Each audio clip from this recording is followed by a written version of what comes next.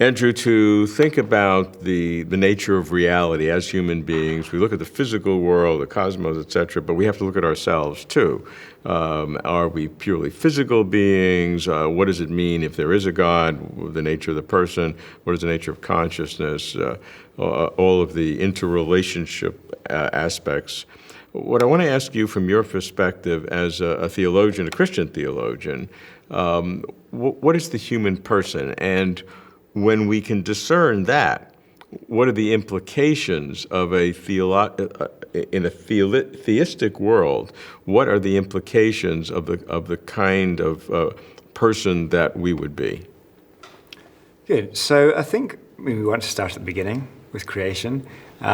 We are told that in the saga, or I think fictional story of Adam and Eve, we're told that God created Adam and Eve as human beings, I think, that reflect the image of God, that were created to be defined by living in faithful, loving, and obedient relationship with God. And that's what, and who God created those human beings to be is what ultimately defines what those human beings were created to be.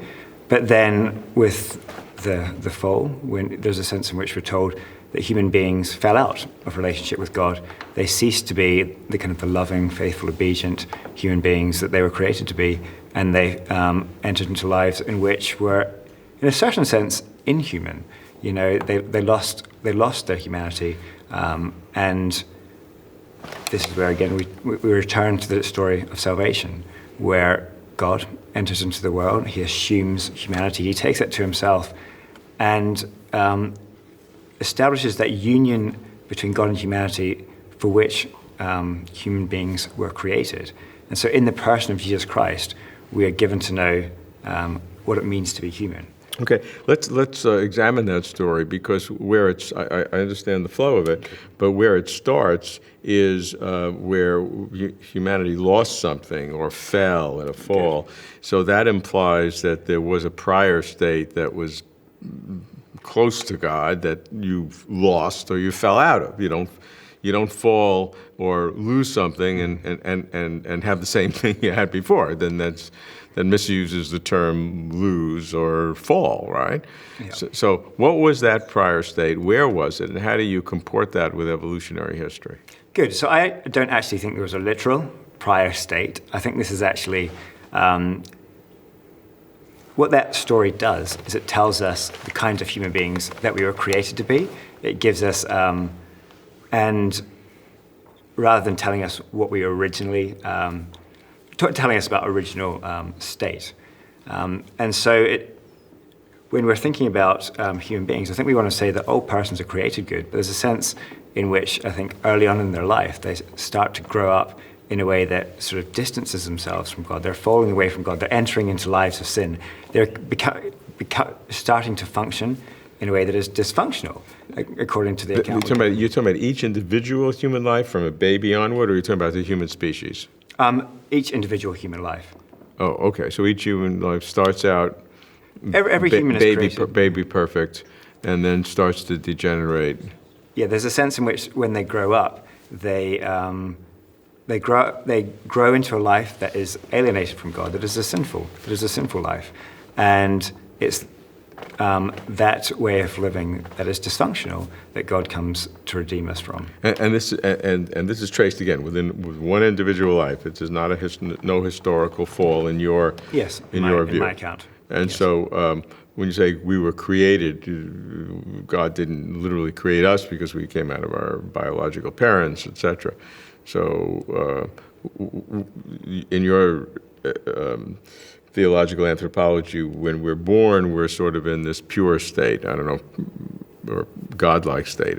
And then as we do things, we degenerate from there. And then we have to be saved through the salvation process. Yes. Is that? Yes. So that's the way God created.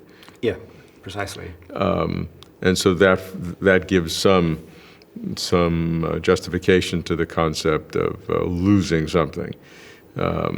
But it sounds a little strange to say this perfected state is a baby state, Baby state to me is not a godlike state. It's a state of total immaturity or lack of awareness. A baby looks like it's only interested in its primal needs. It cries when it needs food or it gets wet. It doesn't cry when it's dry and satiated. It hardly sounds godlike. Good. So I think, this is where maybe it becomes a bit blurry, and I don't know precisely when human beings start to go off the rails, if you like. But I think the point that I would want to make is that everything within creation is created good.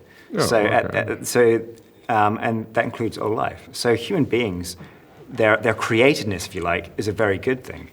But this createdness kind of takes on a life of its own. And human beings choose to exist in a way that is dysfunctional, that is not the way they were created to exist.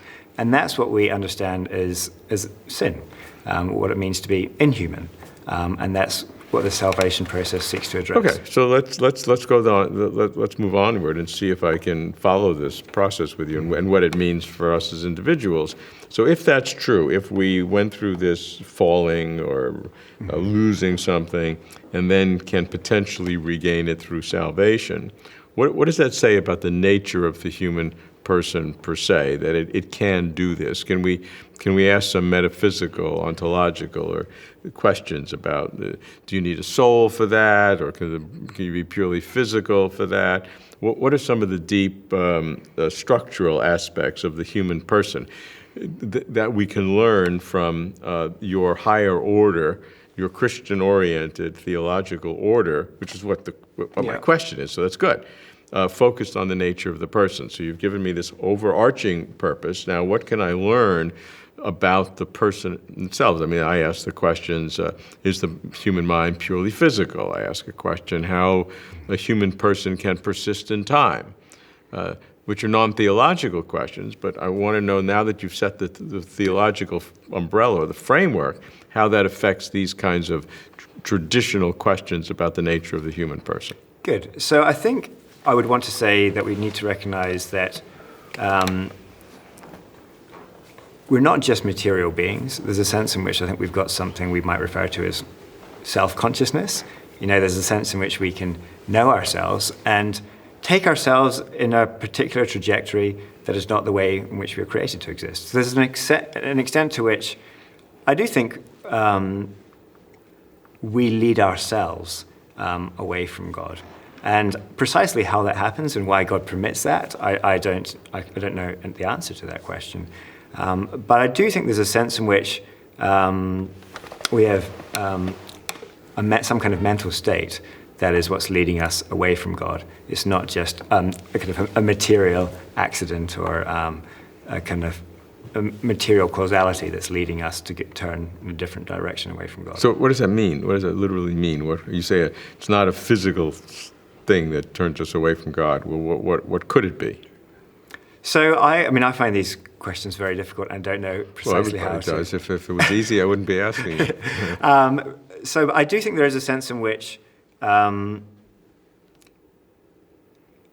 human beings, we're able to think about things in ways that aren't reducible to a set of material causes that lead from one to the next. So the decisions that I'm making can't be reduced or explained by reference to a set of material causes. There seems to be something going on, we might say, at a higher level that is, in some sense, indicating that there's some kind of self-determination to my existence. There's something about who I am as a self that is distinctive from my materiality, or even my physicality.